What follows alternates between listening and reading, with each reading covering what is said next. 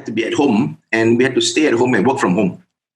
So we came up with this program known as Family Stressed to Family Best. In other words, we help families who were at home with all the young children or even teenagers, and we help them to de-stress themselves, because a lot of them have never spent so much time with their kids at home.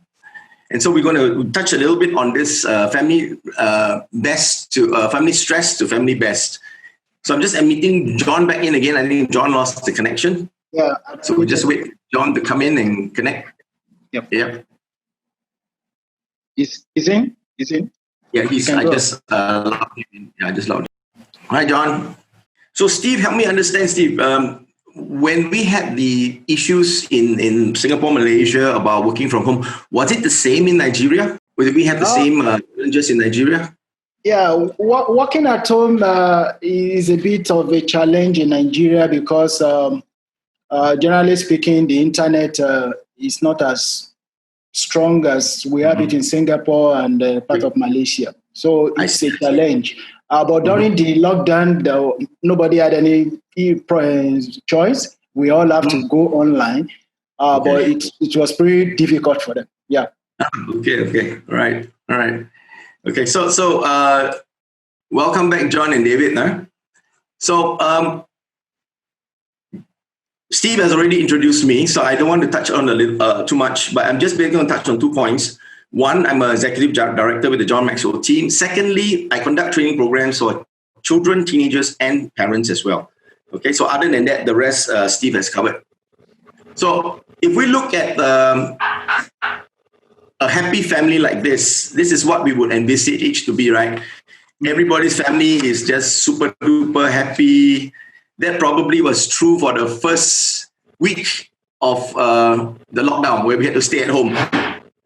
And then we suddenly come to a realization that, hey, staying at home with the children is not really all that fun, because we have to do this. We are trying to play with the kids, and at the same time, we're trying to work. And eventually, we find it very difficult to juggle, because the kids just want it their way, whereas we too have to do things our way, because we have to go on Zoom calls, etc., etc. So over time, after about a week or so, stress starts to come in. And we don't understand why. I mean, the kids have been with us, but suddenly we realize that the children are very different. They're very different. And so today, we're going to share with you a tool that you could use to help you de-stress, and not only that, to connect better with your kids. Something like this, where you will use the languages of the children's behavioral patterns to speak to them, so that they would be able to recognize what you're trying to say to them. And by doing that, you're motivating them, and they'll be more willing to do things like studies, even helping out at home, etc. Okay, so I'm going to share some of these as we go along. I'm not going to tell you what they are, but I'm going to share with you their behavioral patterns. And if you have children, you may just be able to identify, oh, this may be my child, or that behavioral style may be my child. Okay, but before I go on, I just want to ask a couple of questions. So, John, how many children do you have, and how old are they? Yeah. 118, 115, 113. Okay, 18, 15, 13. Okay, good. Thank you. David, what about you, David? How many children do you have? Okay, I have 3 kids. Yes. Yeah, one is 7, the other is 6, and then the other is 3 going on 4. Okay. And also, just to comment on your earlier statement about the working from home, yes, we have actually been working from home. Well, I won't still working from home. For most parts of the city, there's good internet connection. Okay. So we had to resort to working from home. Okay, understand. All right. Thank you for sharing that with me. So I'm going to walk through this 4 personality styles. Basically, they are the D, I, S, and C. And as I walk through them, you can help me. You can in your mind, you can think, oh, is this my child? Is this my child? Is this my child? Okay. So I'm going to begin with the very first one, which is the behavioral pattern. And it speaks about this behavioral pattern of this child. He or she is a born leader. Okay. And he or she is someone who is very dynamic, as well as very decisive, someone who is very goal-oriented. Okay. Seeks practical solutions, and is someone who's an activator. In other words, the person who starts something. This child leads and organizes and excels in emergency. So if there's an emergency, a crisis, this child knows what to do. Now, does it sound like your child? So as I'm going through, you think about it. Is my child like this? Is he or she a born leader? You know? So sometimes these kids, they have also, because of the behavior, they have certain ways that they react when they're under stress. So I'm going to share with you as well, how do they react under stress? Now, one of the ways that they would do is stress signals. So we as parents, we can see what sort of stress signals these children display. Are they resistant? Are they strong-willed? Are they rebellious? Now, if you see that your child is somewhat like this, that it could mean that this is one of the behavioral traits that they are displaying because they're under stress, especially during the crisis when they have to be at home. They are also sometimes very angry, very demanding and controlling. Why they do this is because, as you know, they are born leaders. And if they are cooped up at home for too long, they cannot exercise that leadership charism. And as a result, they get frustrated, and the frustration displays into anger, rebellion, etc., etc. Okay, so just give you a rough idea about who these childs are. Now, on the other hand, how do we then help to motivate them? Okay, so we understand these are their strengths. We understand these are their stress points. But what can we do to motivate them and to neutralize the stress areas? So what's most important is give them an opportunity to be in charge of something. To lead, basically, as I said, their charism is to lead. So one of the areas that a child like this is not able to exercise the charism is when a parent tells the child what to do all the time. In other words, what color to wear, what type of shirt to wear, what type of shoes to wear, everything is made, the decision is made by the parent. Now, if we understand that the child is of this makeup, we can allow the child to choose for themselves whether the color that they like to wear, the type of shoes or the type of shirt.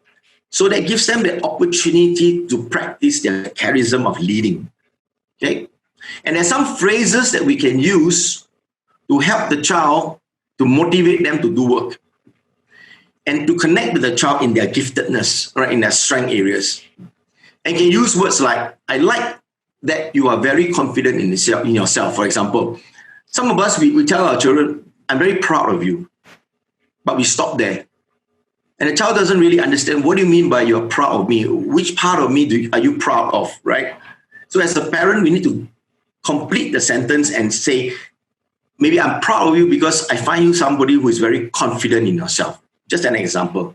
Or you can use something like this. I like that you set your mind on something and go after it. So that talks about the child's completeness. In other words, when you want to do something, the child will go all the way out to do it. Something else could be like this. I like that you are committed and decisive. So these are the kind of words that spur the child on so that the child will want to do things because he or she feels that my father, my mother is showing confidence in me. Another one that we could use would be, so these would be some of the three types of words or phrases that we can use to motivate the child, connect with the child, and get them to do things, okay? Especially in their studies or even helping out at home or whatever, okay? So this is the first type of behavioral style of one of the children. The next one we're going to is someone who's very outgoing. A child is very outgoing, volunteers for jobs, makes friends easily, somewhat emotional in the sense that they're very they're very able to express their emotions, whether they're happy, they're sad, etc. And they're also able to be very inspirational, very high energy, in other words, very active, very creative, very talkative. They will keep talking. They like to talk to people, they like to be with people, etc. So this is another type of behavioral trait. Okay. So you may want to think, is my child like this? Is my child very friendly? Is my child very talkative? Yeah. And stress signals for this child, although very friendly and talkative, there's some stress signals that we can look at. And these are some of them. They become very active. They become very impatient and loud. All right, because, for example, if they're cooped up at home and they don't have people to mix with, they get very impatient because they need to be with people. Yeah? They also like to seek attention. And they may get negative if they don't get enough attention from the parents or whatsoever. So if you have a child like this, you need to spend time with the children. You need to spend time with them, talk to them, play with them, etc. Because if you don't, then they will act up because they are under stress. The other thing that we can use as a motivator is something like give them opportunity to socialize and talk. Share with you things, what are they thinking about? How are they feeling? You can allow them the opportunity to speak, share with you. And we can look at what words and phrases we can use to connect with the child. And that's things like, I like that you are fun to be with. So it's very specific. The child understands that, oh, okay, mom and dad feels that I'm someone who is very fun to be with, yeah? Or I like that you're a very friendly person. Or for example, I like your enthusiasm, right? It's very contagious, okay? So words like this, phrases like this, when you speak to the child feels motivated and you can connect with the child as a parent standpoint, okay? So I just want to stop here and I just want to ask a couple of questions from John and David. Maybe John first. Do you see any of this in your children, the first two that we spoke about? Yeah, you are very correct. I really like this training. I will call it a training. I really like it. Yes, what you said is correct. I can see some of them in my children. Okay. Do you see it different in different children? Yes. Yeah. Okay. The first one, which one do you see in your 3 children? Which one do you see that has it? The first one is a leader type, very, forthcoming. Is that your elder child? One of them exhibits the leadership responsibility, the gift of leadership. Yep. Which what I'm at now is going to really help to really help him also. Okay. What about the second triad? The second one is very talkative, very active, very friendly. Is that in one of your 3 children? Yes. Okay. Yes. All right. Good. How about you, David? Yeah, I didn't hear you, David. Hello, sir. Yes, David, go ahead. Yeah. So very true. I can see in my first boy, the second trait you're talking about. Then in the second one, I can see the trait of a born leader and highly energetic and I don't know, he tends to express a lot of anger when things are not going the way he wants them to. So, yeah. Yes. Okay. Right. Interesting. Huh? Very interesting. So now if you as I continue with the other 2, you will see whether your other child resembles the other 2 traits. And later I will share with you what are the implications when you have children like this, where you do not allow them to exercise their charism. Okay. So when we as fathers do not allow our children to exercise what they are gifted in, the children become frustrated. And in other words, they sort of find ways to gain attention or they rebel. But because we as parents do not understand our children, we think they are being naughty. actually they're not being naughty. It's just in them that they need to let go. And instead of understanding them and loving them, we in turn, not only the fathers, mothers also, we in turn scold them more and pile more negativity on them. So what happens, you're trying to do is you're pouring oil into fire and the fire becomes bigger, right? So then as the child becomes more stressed, you too become more stressed. And so you become, and then the stress just keep piling up and the whole family is affected. Mother, father, brother, sister, But if we can understand the child and how he or she is wired, like how I'm describing it to you now, and what you can do about it, you can quickly diffuse the distress and at the same time diffuse your own stress. Okay? So I'll continue with the other two. Now that you'll be able to sort of identify the first two. Okay? All right. So we touched on the first one, who is the leader type. We touched on the second one, who is the people type. Okay. Now we go on to the third one, which is someone is very easygoing, well-balanced. The child, well-balanced, quiet, but witty. Witty means very good with words. Someone is very agreeable, a very agreeable child, a good listener, helps and looks out for others. Very consistent in the way they do things, very reliable, very dependable. In other words, when you tell them to do something, they will do it. They will finish what you have told them to do, then they will continue to do something else. Okay? This is the type of child that's very easygoing. We call them this child very steady, right? She's very steady. And the good thing about that is they're very good listeners. So when you have a problem, if a friend has a problem, they go to them, they will listen, they will sit down and listen to you. However, these are their stress points. They are very submissive or stubborn, depending on the threat to their security. So what it means is, this child likes to do things the way he or she does it all the time. If something's happened to change, without giving them enough time to think about the change or accept the change, they will react negatively. Okay? They will reach out for relationship. So they're very close to you. Close to the mommy, close to the daddy, close to the family, because they're very comfortable with that. And they go out of their way to keep the peace. So in other words, they don't like people who are very aggressive. If someone comes to them banging a table or loud voice, they don't like it, they will withdraw, right? So just think about it, is your child something like this? They'll go to one corner and they'll cry on their own, okay? So what motivates them? Their motivator is, you emphasize you need their help. So they're very emotional type of children.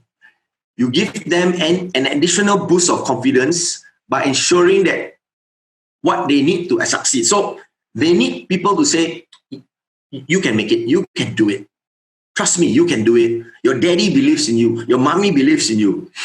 Just go and try. Don't worry. You fail is okay. We are behind you. Those kind of words. So how to connect with kids like that? We talk about, I like that you are a caring person. Actually, these children, they're very caring. They're very caring. You can get them to do things if you know how to use the correct words to motivate them to do it. Okay? I like that you try and get along with others. I like that you are compassionate. So they always have a heart. Children with this trait always have a heart for people. They will always look after you as their parents. Even when they grow up, they will always look at you, look after you, and look after their siblings, look after their friends. Okay, so these are the children that are very caring, right? But they are not the type that can accept quick change. They need to take it slow, okay? So this is the third type. The fourth type of children are the ones who are very analytical. They think a lot. They really think a lot and they're very logical. They need a lot of information to make decisions. They're very neat and organized. Everything must fall in place. They're very creative, very conscientious. Okay? They are seeking perfection, very detailed. Now, if you ask them to do a piece of work, for example, painting or mathematics or something, they will take a lot of time to make sure that it is 110% correct. Not only 100% correct, 110% correct. Okay? If they don't do it right, they will get very frustrated. Okay? They're very deep thinkers, and they can see problems or errors very easily. So if you have a sentence and you misspell one word, instead of A, you put a B, straight away they can tell, oh, you made a mistake. They're very clever at spotting these kind of mistakes, especially when they're doing calculation, mathematics or accounting. They are able to spot the errors very quickly. So these are their gifts. These are their strong areas, right? Now, what happens to them when they're under stress? So these are the stress signals that you can see in the children. Firstly, they become overly cautious. In other words, they don't take decisions. They just sit there on the fence and wait. They won't take a decision, right? They're very critical. Critical meaning and mostly critical to themselves. When they don't do things right, they feel very uneasy, and they will tend to feel that, oh, why didn't I do it correctly? Why didn't I make the work that I was doing perfect? Small little thing, I cannot take it. So they're very critical to themselves. They're also very pessimistic. No, I cannot, cannot do it this way. It won't work, that kind of thing. So this is where we can see the stress areas. They always tend to blame others for the work that is not done properly, all right? They become very technical, all right? So these are some of the stress areas you can see in the children with this kind of personality trait. The other one would be the motivator. How can we motivate them to do things and to be willing to do it? Give them an opportunity to research, analyze, and ask questions. Now, these children, they are very inquisitive. They want to ask a lot of questions because in their mind, they're thinking, how does this thing work? What makes this thing work? Why does this thing move this way, etc., etc.? So they're always good at researching for ideas. So when you give them the opportunity to do research, they are very happy at doing it because they're trying to look for information. They need the information to make a decision. So how do we connect with them? What kind of words do we use? We use words like, I like how you always try to do your best. I like that you like things to be organized. I like that you listen to what others say and feel. So, we use these words to motivate them and get them to do things, etc. Like for example, if they did very well in school, I like that you did very well in school. Keep it up. Keep doing it. So it's kind of motivators to connect with the children. All right? So again, I want to stop share. I just want to ask once more, David, out of your three, does anyone identify with the other two? Yeah, David, go ahead. Yeah. So I initially said my first child. I think as you went on, I just began to see that my first child fits into the third category you mentioned. The third one. Okay. Yes, Steady. Yes. Steady. Yes. Yes. And is a bit emotional. Very considerate. He likes to listen. He likes to be listened to. He hates to be misunderstood. Okay. And all of that. And then the last one, the little one that is just coming up, yep. I think she's more like my wife because as you spoke on the last category, she's very organized. She wants things to be done in a systematic way.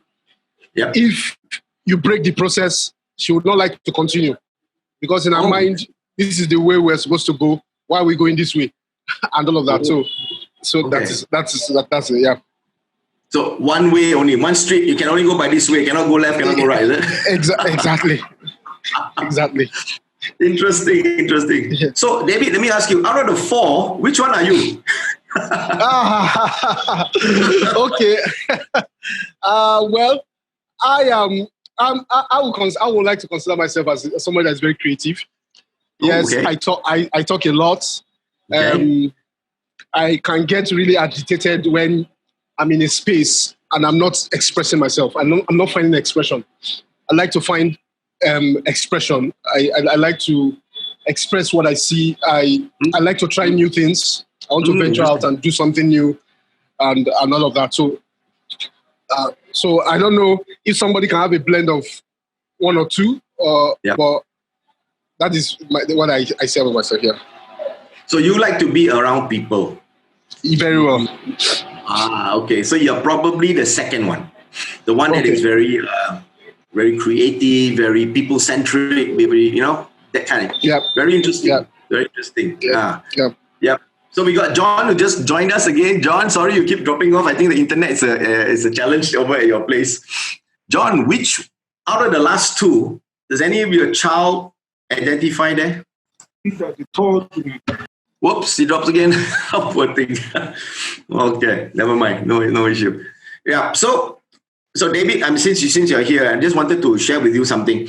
Now that we understand a little bit about the children, if you notice now, all four children are different. Very interesting, right? All four of your kids are different. Yeah, they are. Yeah, there are actually three of them. Yeah. So the three of them are different. Yeah. Yeah. So what happens is that if we as a father did not understand the children and we use one method of bringing them up, what will happen?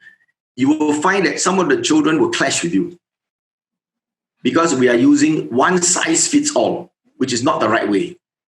So this is a tool that will help us as parents understand, okay, child number one is this style, child number two is this style, child number three is this style, child number four is this style.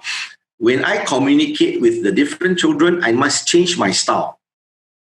I cannot use one way for everybody. It will work with only one. The other three won't work. So you'll be wondering, as the children grow up, you'll be asking yourself, what happened? What's wrong with the other three when the first one was so obedient? Because maybe the first one was the third style. There is no issue. So you see where I'm coming from, David? Yeah, I do very well, sir. Very true.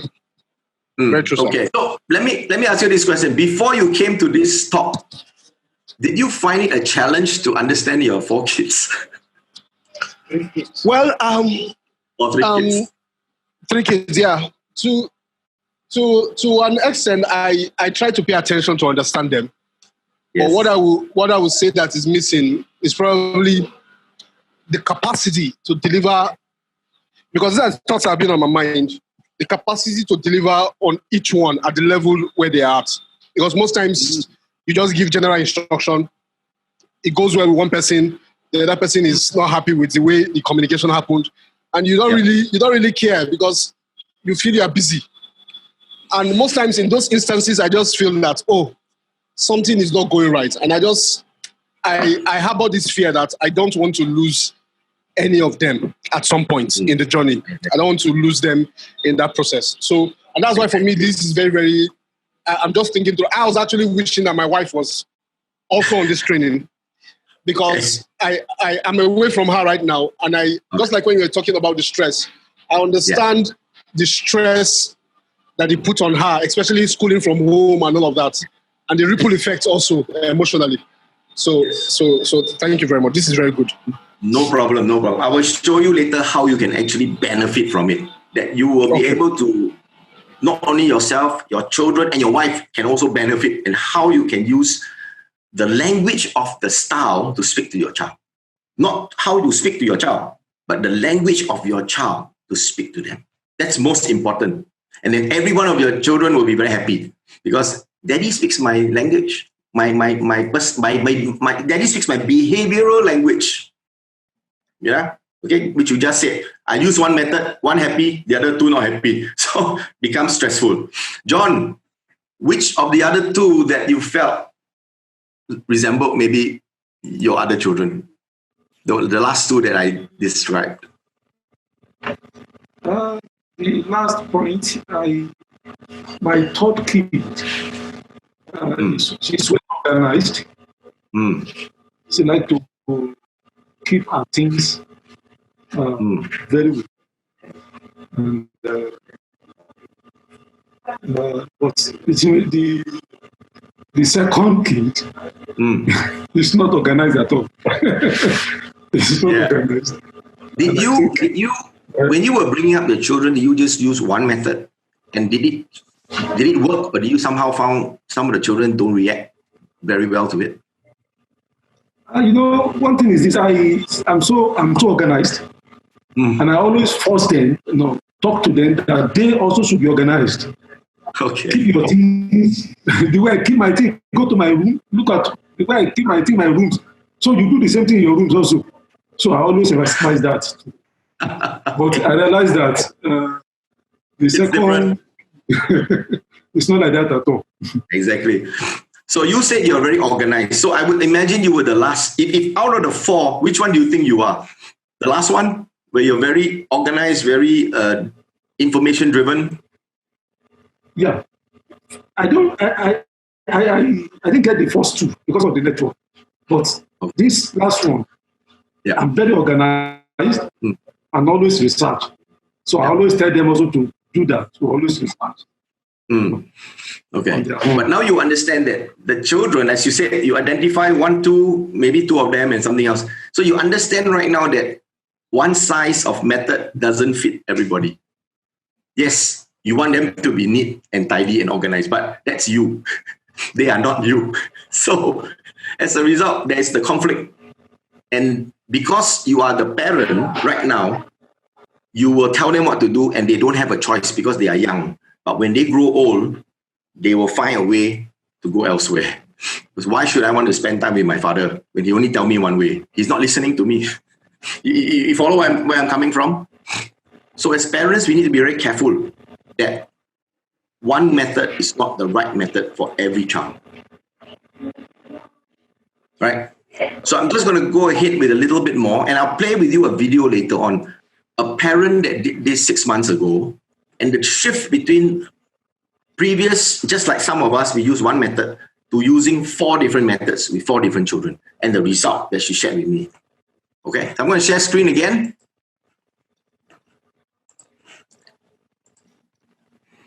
All right, so we spoke about the 4 different types, okay? And this is just to give you a flavor, so you have an idea of, I think my child is 1. I think my child is number 2. I think my child is 3. But I'm not sure. Even I'm not sure about myself. Am I a first, second, third, or 4?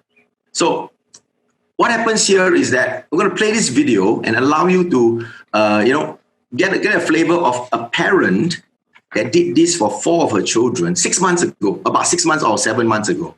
All right. I interviewed her about a month ago and she shared with me how things have changed between her and the children. Okay.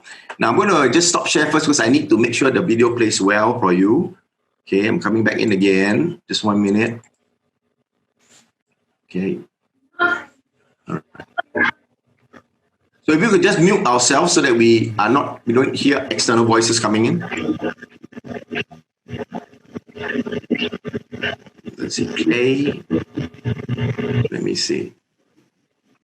We also did this for your kids. You've got 4 children from 18 to 10. Right? Was it anything interesting that you discovered about the different styles of your children? Yes, very surprising because I realized through the test that all 4 of them have different personality styles. And then my brain had to struggle with, they are all different, so how am I going to communicate the same idea to 4 of them? I have to now change the way I talk, I have to change the way I behave towards them, and I have to teach them how to behave towards each other.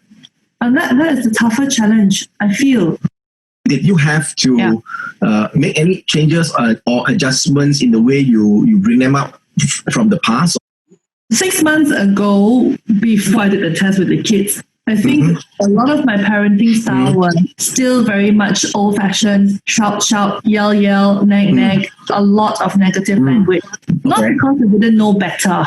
I do know better. But it was just instinctive reaction because I was trying to compensate for my fear of being non-confrontational by being overly confrontational. They had to ask me for permission to do a lot of things, even the very small things. A lot of the times they had to really justify that they wanted to do something before I would say yes or no. Now, after doing the DISC test and understanding my children's personality, I've adjusted the way I speak to my children because I've seen positive results from them as well as from myself. I realized that if I change the way I speak to my children when making a request to them, they are more receptive to fulfilling that request. When they want something from me, they also know how to use specific words or specific phrases to, put me in a better mood to say, give them a higher probability of saying yes. I have also decided to give them more autonomy in terms of decisions of going places and doing things that they feel they can do. And of course, if it works out right, then I praise them for it. If it doesn't work out right, then we, instead of pointing fingers, it's become more of okay, let's discuss what went wrong and how we can put it right the next time. It builds a high level of interpersonal respect.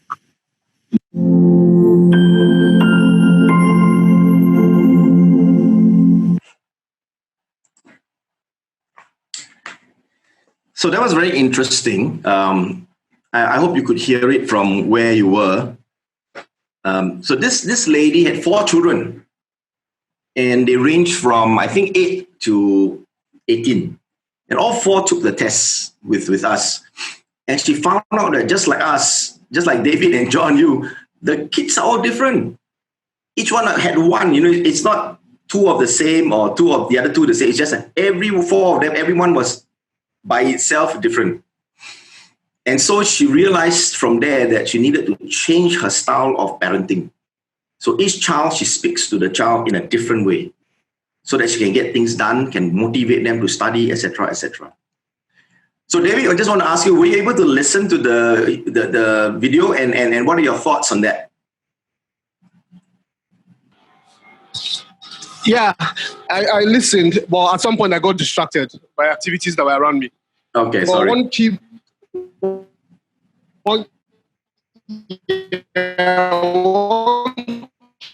point I focused where the thoughts that have been running through my mind the past 2 weeks is like parenting is a serious responsibility. Yes, it's a responsibility that I will have to hold myself accountable for in the near future. And I was just talking to myself that I really need to be well informed. And so when I got into it and you started talking, I was just like, I'm in the right place. And from her testimony, okay, let me confess. Part of what I was, because I know that I think John's children are older, I was saying, thank God my children are still younger. At least I'm getting this information at an early stage. So I can begin to practically apply them and see how I individualize our relationship, because it has just really been general. And I personalize it. And that would be a very serious task because it requires a lot of time, a lot of attention, and a lot of effort. Yeah. Well, only in the beginning, David. It's not necessarily going to be, you need to spend a lot of time. But so long as you understand how your child is wired, you know their style, you know what is their strength, what are their fears, how they trigger. So long as you try and keep them from triggering their fears, you're okay. So you're very correct to say that you have an opportunity to start early. Because let me put it this way. Just think about your child 20 years from now. If you don't do anything now, what do you think your child will be in 20 years' time? He's going to be, or she's going to be maybe a very angry person. Because my father didn't bring me up. He didn't give me the opportunity to exercise my charism. Yeah. So, like I said, fortunately you're here to hear this, and hopefully you can do something about it. Right. Thank you for your sharing, David. How about you, John? Thank you. What about you, John? Were you able to listen to the video? You want to unmute yourself, John? Yeah, go ahead, John. Okay. I didn't hear what the woman was saying because of the network here. The thing is not really clear to me at all. Okay. Were you able to read the subtitles? The audio is not. I didn't hear you. Were you able to read the subtitles of the video? No. You were not able. No, okay, sorry. Okay. Well, basically, she said that she had 4 children, all 4 different, and she had to use different languages, different styles to speak to not to speak to them, but to speak to their personality style. That was what she was saying. 6 months ago, she was a different mother. 6 months now, she's using a different style to bring them up. Okay, that was just basically the gist of the video. All right. Okay, so Patrick, how can you all see from where you were, or Brian? Yeah, I have a question actually. Andrew, is it okay to ask? Yeah. Just my thoughts about the video that's shown just now. Can I pose this question? Are positive words good enough to encourage positive responses from every child according to their personality style? Are positive words good enough? Not enough, because you have to understand how to phrase it. A child that is okay. There were another 2 videos that I didn't show you. So the way she gets her kids to do work is this. Her D-style kid is a leader. So when she speaks to the D-style child, she just gives it to him instructions in chop chop, just like that. That's it. To the point, off he goes. Because that's what the D child likes. Give it to me short and sharp. All right. The C child, the one that needs data, she had some rabbits she needed to feed. And so she started with giving the child the information. So she starts with, rabbits need hay and water, right? If they don't eat, do you think they'll get hungry? So the child will think, yes, that's facts, right? Facts is data. Then next you will ask, so what do you think will happen to our rabbit since he or she hasn't eaten for 2 days? Right? And the child thinks about it. Okay, off he goes. He goes and feed the rabbit. No need to say anything else, because he's convinced that, hey, that's the data. My rabbit didn't eat for 2 days. I need to go and feed him or her. Right? With the third one, which is the one that's more caring, etc., she will stay with, mommy needs help. I'm very busy, I need help. So she plays on the emotions part, right? And then the daughter will say, okay, so she'll help mommy. So she stay back and help mommy. So it's not a matter of positivity, but how you phrase your words to get them to do things. The positive part is more to reinforce what they have done, so they feel good about it. I don't know, I hope that answers your question, Brian. Yeah, so you're saying that the way we phrase it according to their personality, the personality, right? Yes. Okay. So okay, understand. Okay, got it. So it depends on your child, how your child is wired. Another example is a child who is an I-wired child. That means a child who likes to talk a lot, very talkative, wants to spend time with the parents. But the father is a D type, which is the number 1 type. And the father will tell the son instructions to do certain things, very short and sharp. Okay, son, I want you to clean your room. Do this, finish off, they go. And the son standing down there, wow, my daddy don't love me. Why he don't spend time talk to me? So the child will have this thinking that he likes to be with people, but the father is just giving it very short and sharp, because the father is a D. So the child feels, why, they don't love me or what? The reverse happens. The child is a D. The mother is an I, for example, a talkative one. The mother will tell the child before she gives the instruction, hey, I went to the market this morning. I met your auntie. And then your auntie told me this story. And then, before giving him the instruction. So the son is standing down there, mom, in his mind, he's not saying it out loud. Mom, hurry up, don't waste my time. You follow? So the son is frustrated, standing down there wasting time. Just tell me what to do, I go. Why are you telling me about the auntie the supermarket, for what? You follow? So once you understand how your child is, you have to tune yourself to the child and talk to the child in his or her behavioral style. That's how you connect with the kid. Okay? Hope that helps. Yeah, thank you. Yeah. Some idea. Yeah. Good, some idea. Okay. Hey Pat, were you able to listen and watch the video? You're just not too far away. Video is okay, no problem. I've sent you a picture because I think the subtitles, the captions were all look like Egyptian to me. Was that right?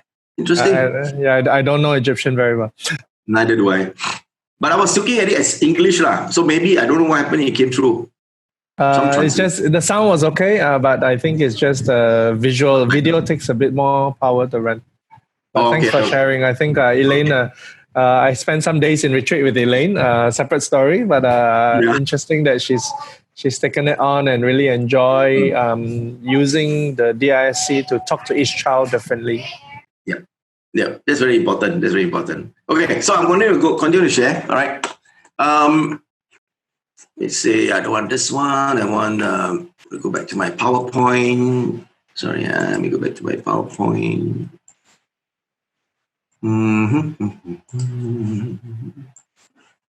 Okay.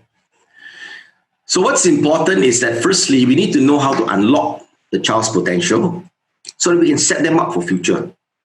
It is our responsibility as parents to make sure that our children in 20 years' time have a holistic upbringing and they are set for success, not to set for failure. Right? So in order to do that, we need to firstly understand how they are wired, make connections with them, and then help them to develop their strength areas, overcome their challenges, and use words of motivation, use words of praise, use words of etc. to help them see that they are actually set for success, not for failure. So that's basically the parents' responsibility. So what we call is this Maxwell DISC student success report. It is a online assessment that the children can take. But this report is more for kids from 8 to 14. So David, your children are actually a little bit too young.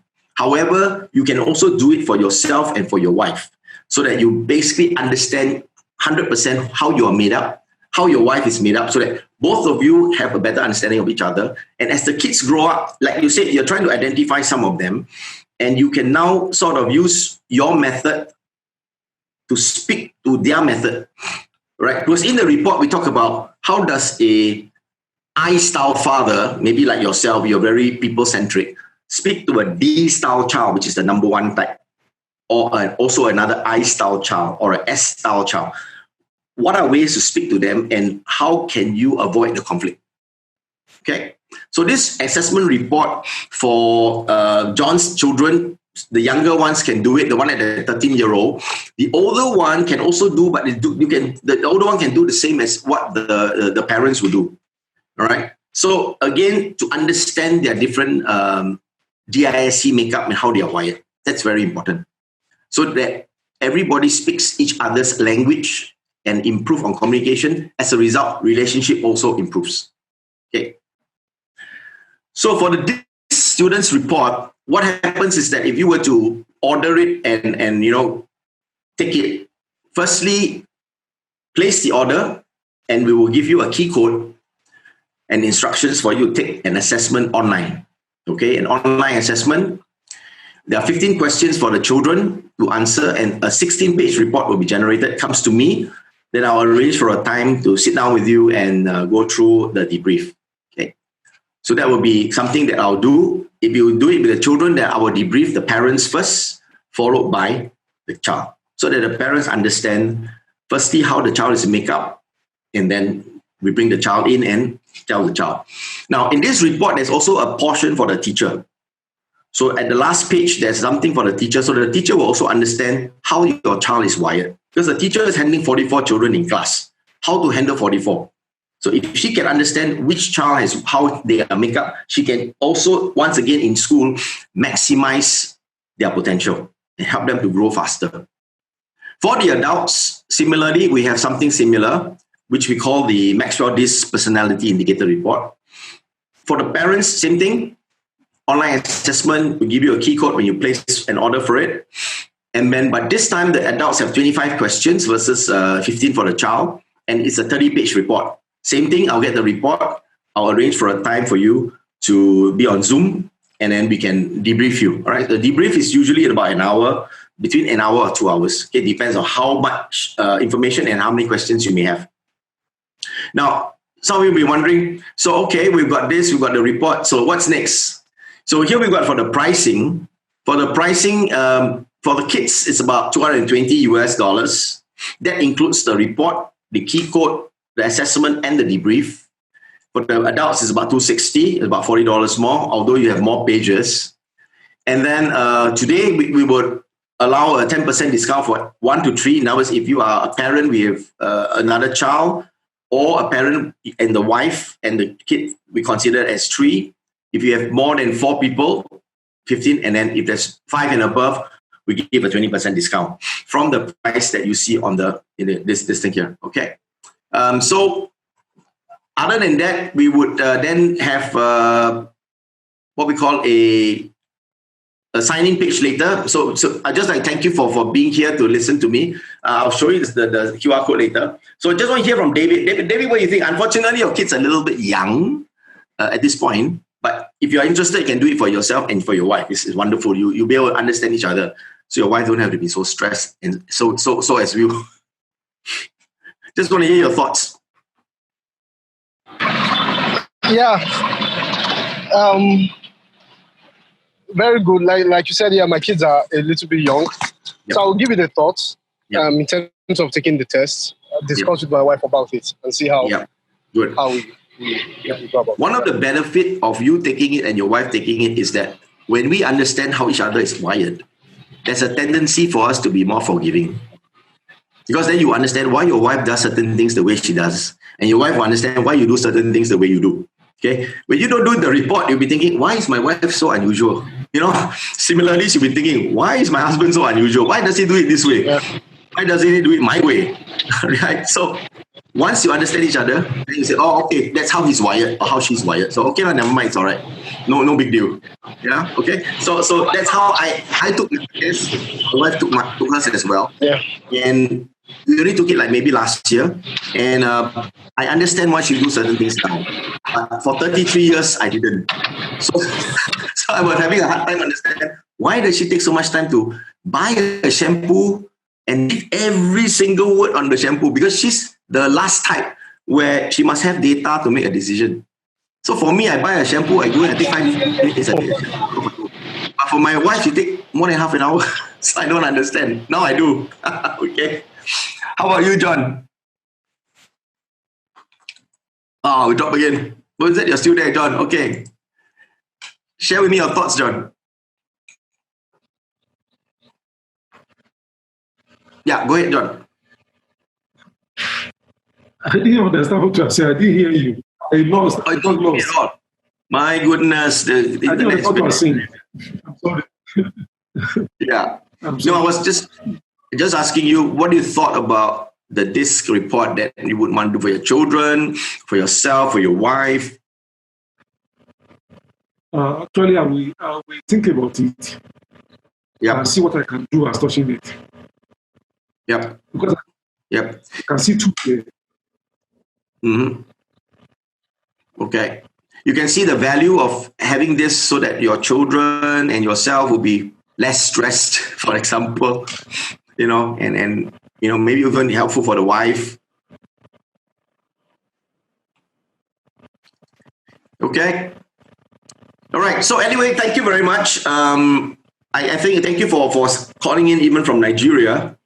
Really appreciate what you guys have taken time, and some from Singapore as well.